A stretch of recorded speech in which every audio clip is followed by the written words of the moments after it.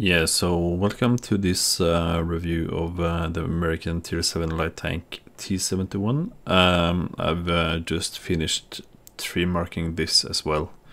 So in this review I'll go through its strength and weak points, what kind of play style it favors, and compare it with its French counterpart, the AMX 1375, which I also have tree marked. So the T-75 is a very good light tank. It's got a 6-shot clip, and this is probably its biggest advantage. It's a really good damage dealer for a tier 7 light tank, probably the best damage dealer of the tier 7 light tanks. It's got some drawbacks, and we will go through these whilst looking at the stats of the tank. So yeah, this is a nice 3D model that you can find online of the T-71. So it's a cool looking tank, and we will have a look at some of its stats.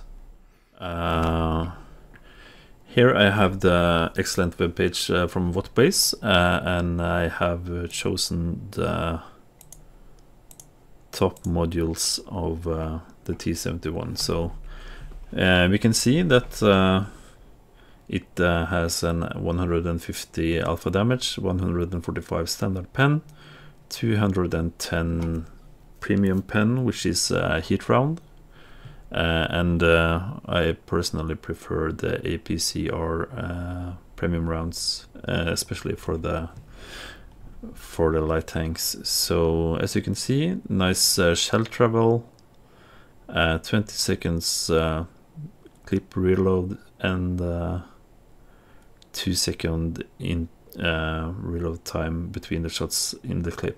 It's got 60 ammo capacity, which is really good. Another one of its strengths.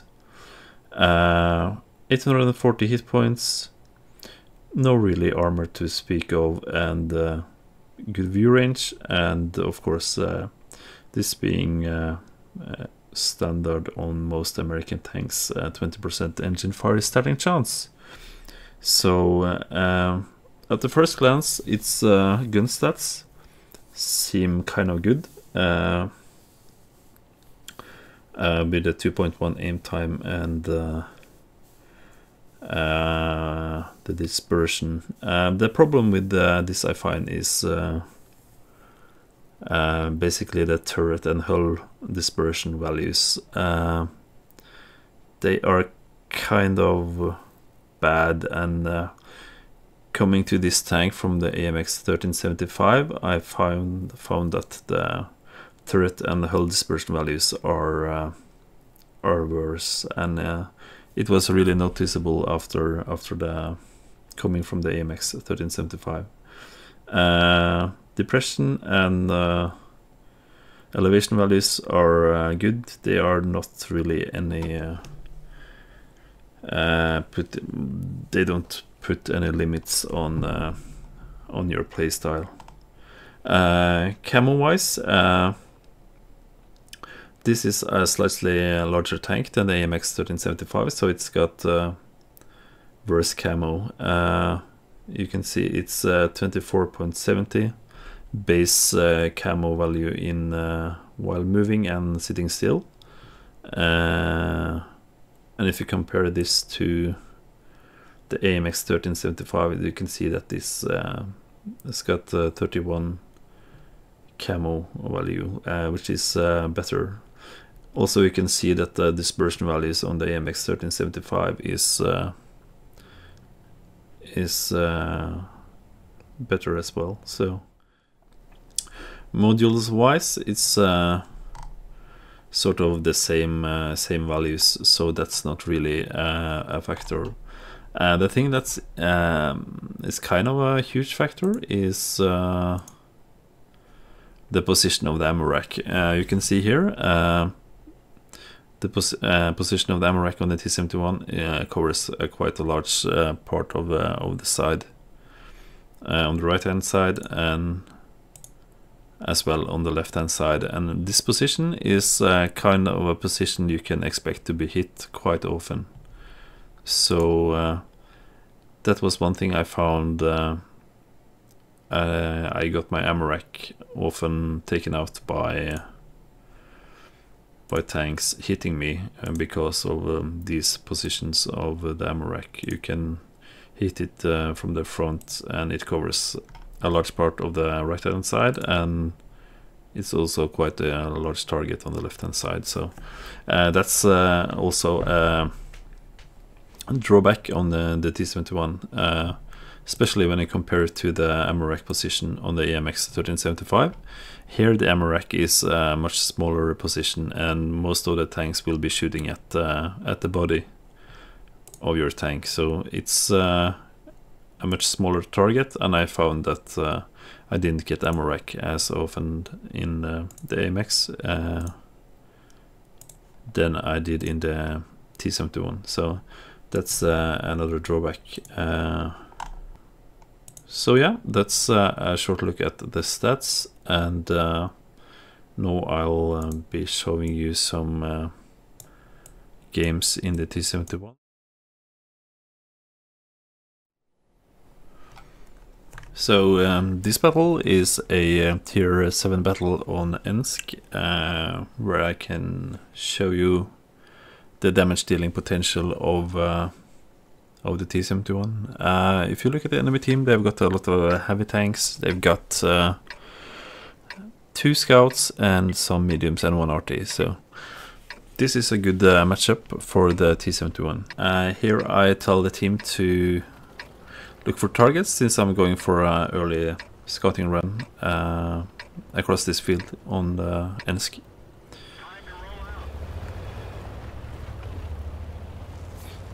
So initially I'm moving up so I can get some more speed going down while I turn.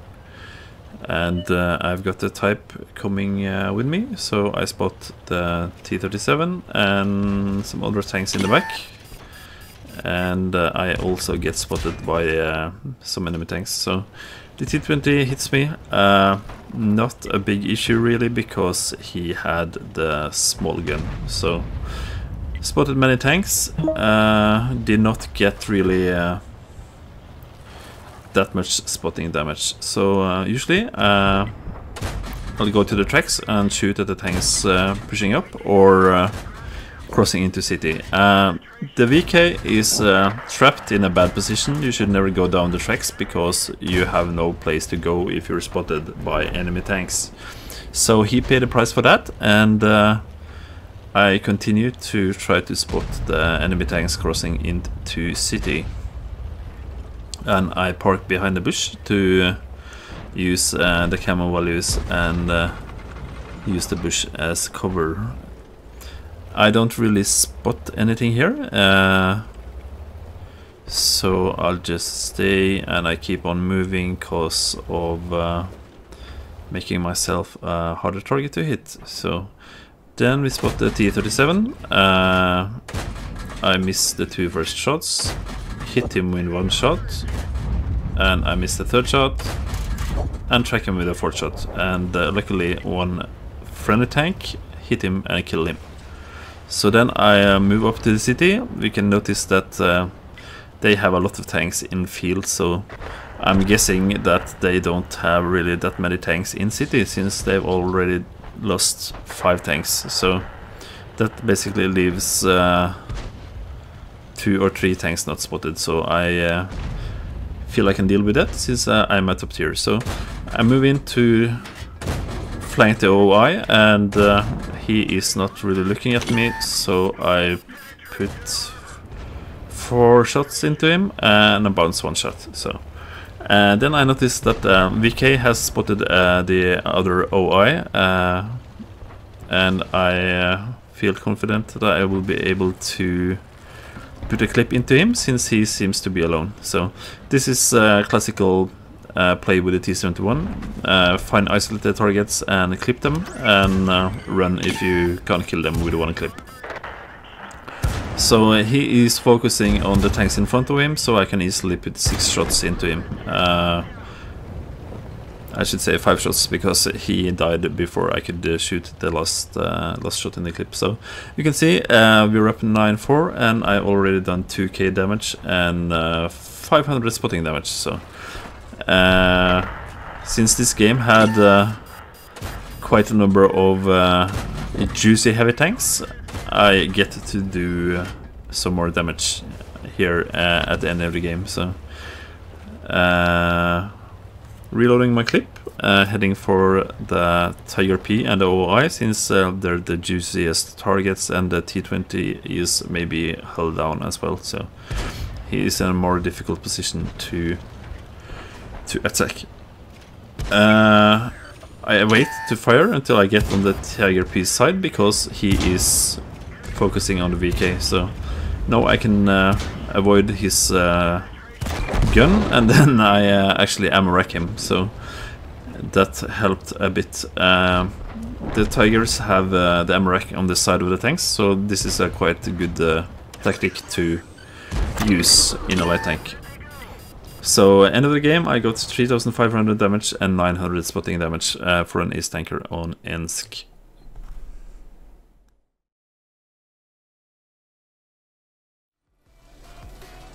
So yeah, here's my setup of the T-71. I run optics, word stabs, and vents, and food to mitigate the kind of bad gun handling values, and as well it helps with reload time on the clip, so that's useful, and it gives me more camo as well. In most of my light tanks I run a large first aid kit and a large repair kit, because oftentimes when you're tracked or hit by RT, you want to move and repair the damage or the injured crew members as fast as possible, because you're really vulnerable when you're tracked or hit by RT. So that helps with getting out as fast as possible to stop me from taking more damage. So yeah, let's look at the positives and the negatives for the T-71.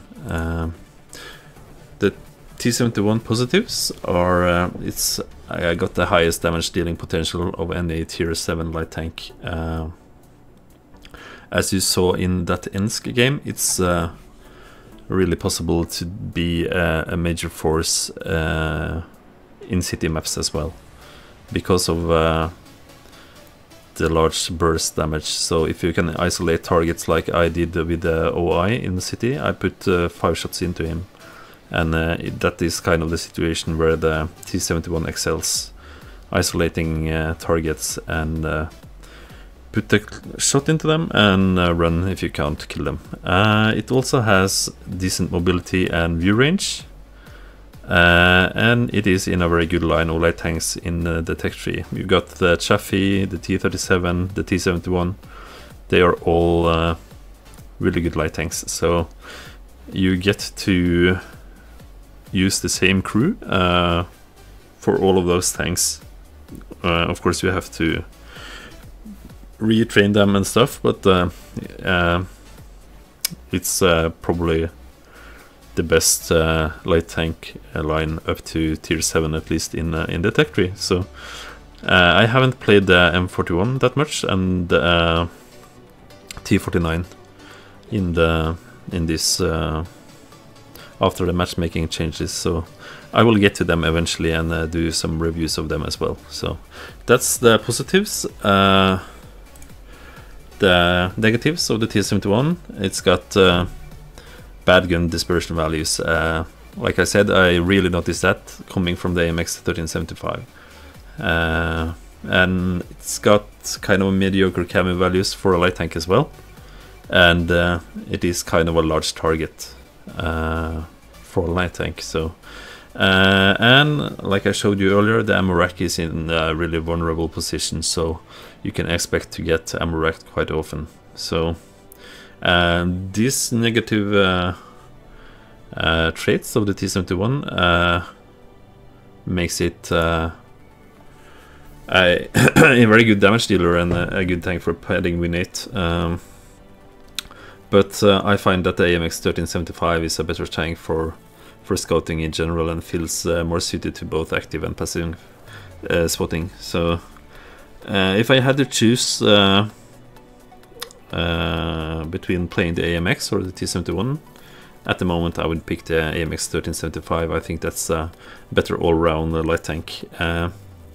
If you're looking for a really good damage dealer though, the T-71 is probably a bit better. So yeah, that's my review of the T-71. So please subscribe to my YouTube channel and follow me on Twitch, and I'll see you around.